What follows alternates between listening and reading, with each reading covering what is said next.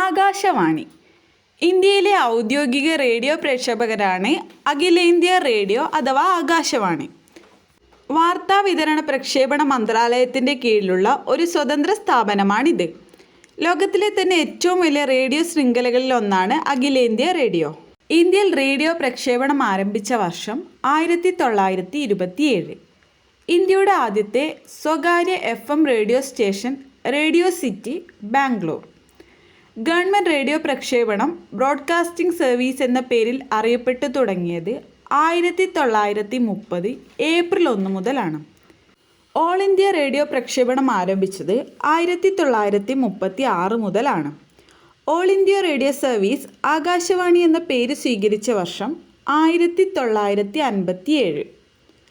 ആകാശവാണിയുടെ ആപ്തവാക്യം ബഹുജനഹിതയ ബഹുജന സുഖായ.